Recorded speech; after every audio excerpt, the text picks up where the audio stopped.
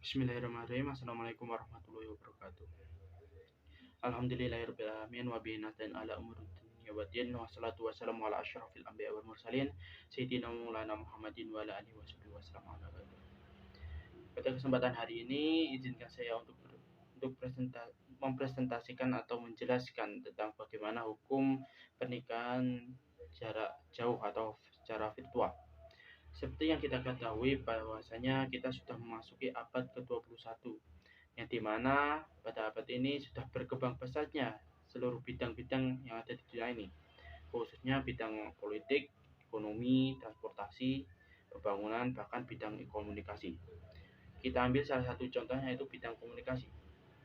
Bahwasanya di bidang komunikasi ini sudah berkembang pesat. Bahkan sudah kita ketahui, bahkan juga sudah kita rasakan, seperti contohnya yaitu mendapatkan informasi dengan mudah, bahkan dengan cepat sekali. Itu salah satu kelebihan berkembangnya bidang komunikasi.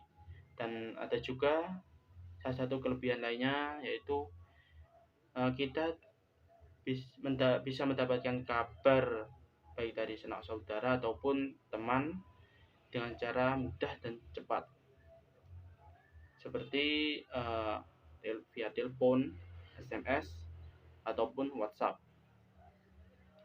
Nah, akan tetapi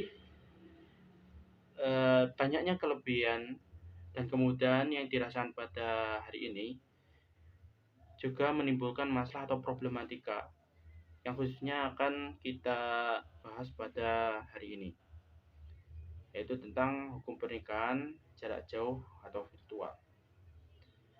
Sebelum kita memasuki penjelasan, kita harus mengetahui pengertian dari pernikahan dan juga pengertian dari virtual, agar kita bisa memahami sebelum kita menjawab tentang bagaimana hukumnya tersebut. Baiklah, marilah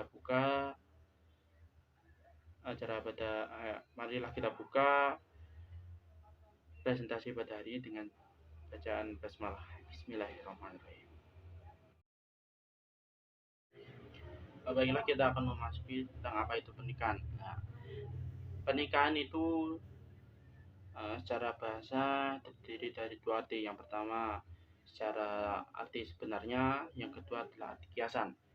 Nah, arti sebenarnya itu berasal dari bahasa Arab, yaitu Adam, yang mempunyai arti menindih atau berkumpul. Sedangkan secara kiasan yaitu waltok, yang berarti bersetubuh atau nikah. Sedangkan nikah secara istilah adalah terjadinya suatu ikatan persetujuan yang sakral dan kekal antara seorang laki-laki dan seorang perempuan, yang dimana untuk bersama-sama membentuk keluarga dengan tujuan untuk mendapatkan ketentraman jiwa, ketentraman hati, dan untuk mendapatkan kasih sayang. Nah, setelah kita mengetahui pengertian pernikahan atau apa itu pernikahan, kita akan memasuki rukun-rukun dan syaratnya pernikahan. Yang pertama adalah rukunnya, yaitu pertama adalah calon laki-laki atau calon suami. Nah, calon suami ini mempunyai syarat yang harus dipenuhi. Calon suami ini harus pertama beragama Islam, kedua laki-laki, yang ketiga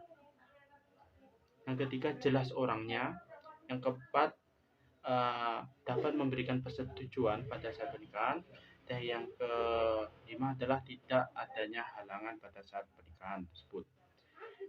Terus yang kedua ialah calon mempelai wanita atau calon istri.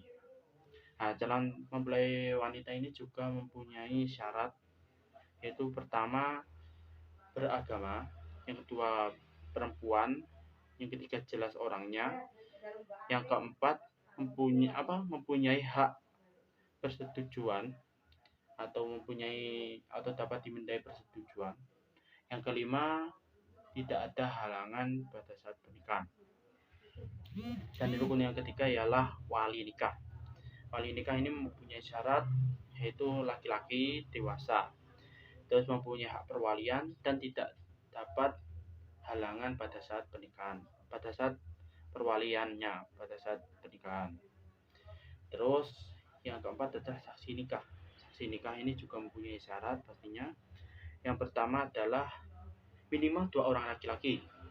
Terus 2 orang laki-laki tersebut harus hadir dalam ijab kabul dan dapat mengerti dan memahami maksud dari akad tersebut. Dan yang pastinya adalah orang Islam dewasa. Seperti tersebut.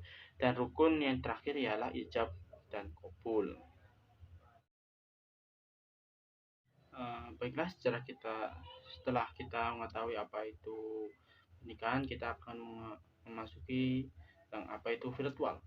Nah, virtual menurut Kamus Besar Bahasa Indonesia atau KBBI adalah mempunyai 3 arti. Yang pertama adalah sesuatu yang nyata. Yang kedua, virtual dapat diartikan juga sesuatu yang mirip dengan sesuatu yang dijelaskan. Sedangkan yang ketiga adalah virtual dapat diartikan juga tampil atau hadir menggunakan perangkat lunak di komputer atau yang lainnya. Nah, jadi virtual itu adalah dapat kita pahami bahwa adalah tampil atau di saat kita hadir menggunakan perangkat lunak seperti komputer, smartphone yang tersambung dengan internet. Seperti itu disebut.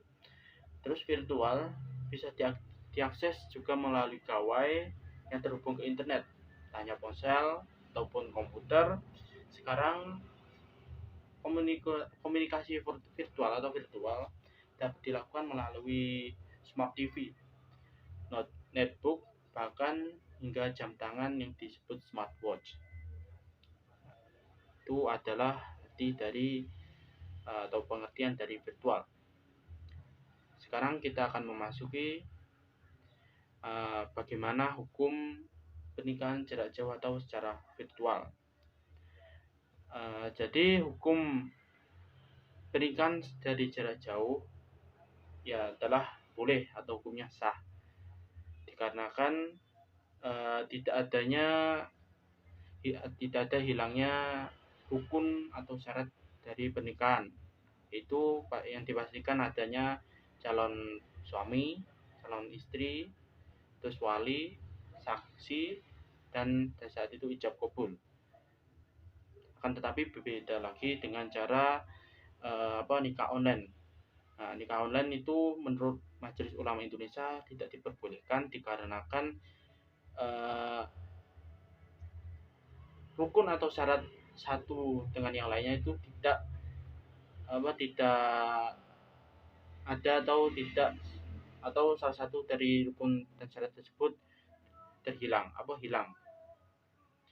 Nah, terus dapat kita ketahui bahwasanya pernikahan jarak jauh tersebut sudah pernah terjadi oleh guru bangsa atau oleh bapak pluralisme, yaitu Gus Dur atau Kiai Haji Abdurrahman Wahid, yang dulu juga pernah melakukan pernikahan jarak jauh tersebut, yaitu pada saat beliau masih studi di Kairo, Mesir. Nah, di saat itu beliau disuruh menikah oleh pamannya. Akan tetapi beliau di saat itu tidak bisa hadir pada saat akan nikah itu atau ijab kabul dikarenakan masih studi di Kairo, Mesir. Nah, oleh karena itu pada saat ijab kabul beliau diwakilkan oleh kakeknya, yaitu seorang tokoh ulama NU. Jadi itu saja yang dapat saya sampaikan. Jika ada kurang dan lebihnya saya mohon maaf. Taufiq wa hidayah wa ridha wa inayah. Wassalamualaikum warahmatullahi wabarakatuh.